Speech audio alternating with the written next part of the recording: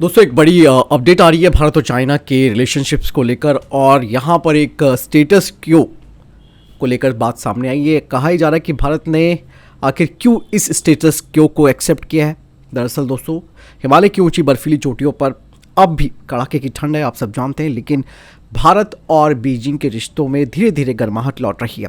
2020 में गलवान घाटी की झड़प में आप सब जानते हैं 20 भारतीय सैनिकों की शहादत हुई थी और जिसके बाद दोनों देशों के रिश्ते काफ़ी जम चुके थे और ऐसे में तनाव की स्थिति बनी हुई थी। हालांकि भारत ने भी काफ़ी चाइनीज़ सैनिकों को मारा, चाइना ने आज तक उसे डिस्क्लोज नहीं किया, लेकिन दोस्तों अब ऐसा लग रहा है कि जो स्थिति है वो बदलती जा रही है। दोनों देशों के बीच जो कूटनीतिक मुलाकातें हैं फिर से शुरू हो गई हैं, सेनाओं के बीच बैठकें दोबारा स्टार्ट हो चुकी है। लेकिन दोस्तों सबसे बड़ा बदलाव यहाँ पर आर्थिक सोच को लेकर सामने आया है। दरअसल दोस्तों ये बात तो क्लियर हो चुकी है कि चाइना के बिना भारत की अर्थव्यवस्था नहीं चल पा रही है, क्योंकि पहले भारत चाइना से इन्वेस्टमेंट और ट्रेड को लेकर सबसे ज़्यादा सख्त था, क्योंकि कई तरीके की भारत ने पॉलिसीज़ लगा दी थी। चाइनीज जो कंपनियां थी, चीनी कंपनियां जो थी, उनकी स्टैटिक क्षेत्रों पर उन्हें बैन कर दिया गया था। 2020 में चाइना से इन्वेस्टमेंट पर पूरी तरह से रोक लगा दी थी।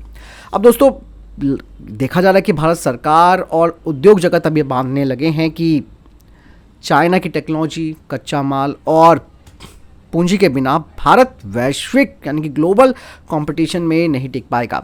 और ये बदलाव दोस्तों इसलिए नहीं आया क्योंकि चाइना ने सीमा विवाद में कोई नरमी दिखाई है, बल्कि सच्चाई तो अब ये है कि भारत ने एक नए स्टेटस क्यो को एक्सेप्ट कर लिया है, जिससे उसे कुछ रणनीतिक बढ़त खोनी भी पड़ रही है, यानी कि यहाँ पर भारत को थोड़ा सा बैकफुट पे आना पड़ा है। इसके पीछे और भी कई रीज़न है दोस्तों। अमेरिका सबसे बड़ा रीज़न है, क्योंकि अमेरिका की जो पॉलिसीज़ सामने आई हैं उसने भारत की मुश्किलें बढ़ाई हैं। आपने देखा होगा कि राष्ट्रपति डोनाल्ड ट्रंप ने किस तरीके से अनिश्चित व्यापार पॉलिसीज़ भारत के ऊपर थोप दी और उसके बाद अमेरिका ने भारत पर 50% का भारी टैरिफ भी लगा दिया है। मतलब दोस्तों टाइम पर अमेरिका ने चेतावनी दी है कि वो इसे और बढ़ाएगा। नतीजा दोस्तों इसका साफ है कि भारत का अमेरिका को जो एक्सपोर्ट है वो गिरने लगा है। अब अमेरिका भारत का सबसे बड़ा व्यापारिक साझेदार नहीं रहा दोस्तों। अब चाइना भारत का सबसे बड़ा ट्रेड पार्टनर बन रहा है। दिसंबर में चाइना को भारत का जो एक्सपोर्ट था वो 67% बढ़ गया था। अब चाइना भारत का सबसे बड़ा व्यापारिक साझेदार बन गया ऐसे में तो। लेकिन दोस्तों भले ही हमारा 67% यहाँ पर एक्सपोर्ट बढ़ा हो, लेकिन भारत का चाइना के साथ जो व्यापार घाटा है वो बहुत ज़्यादा है। तो कुल मिलाकर दोस्तों ये कहा जा सकता है कि भारत अब ये समझ रहा है कि सिर्फ राजनीतिक विरोध से काम नहीं चलेगा। आर्थिक मजबूती ने उसे चाइना के साथ एक नए रिश्ते बनाने पर मजबूर कर दिया है। भारत अब दोस्तों चाइना के साथ रिलेशनशिप्स को एक अगले लेवल पर ले जा रहा है, क्योंकि दोस्तों चीज़ें चलो ठीक है, पॉलिटिकली चीज़ें अलग होती हैं, लेकिन अब ये देखिए ना, अमेरिका जो कि बहुत बड़ा सहयोगी माना जा रहा था वो किस तरीके से हमें आईना दिखा रहा है। तो ये कोई दोस्ती नहीं बल्कि एक व्यवहारिक समझौता आप मान सकते हैं, जहां भारत अपने हितों के लिए एक नया बैलेंस तलाश रहा है।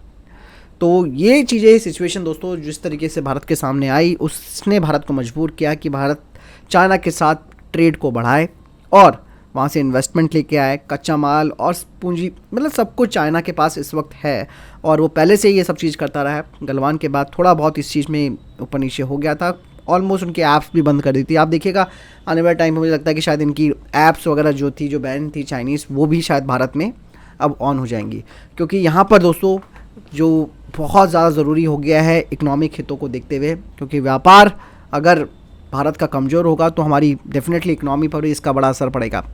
तो चाइना के साथ दोस्तों हमारी ये एक आर्थिक मजबूरी है जिसकी वजह से हमें ये काम करना पड़ रहा है। लेट्स सी आगे क्या इसके परिणाम आते हैं। बाकी चीज़ें तो दोस्तों बात की बात है, लेकिन अभी के लिए फ़िलहाल ये रिपोर्ट भी आई है और कई न्यूज़ रिपोर्ट्स भी कवर किए जिसमें कहा गया है कि भारत ने एक नया स्टेटस को जो है वो चाइना के साथ एग्री कर लिया है। आगे देखते हैं दोस्तों इसके क्या कॉम्प्लिकेशंस आते हैं या क्या फ़ायदे आते हैं, वो टाइम बताएगा। फिलहाल आपको क्या लगता है कमेंट सेक्शन में लिखकर जरूर बताएगा। मिलता हूं एक साथ। जय हिंद, धन्यवाद।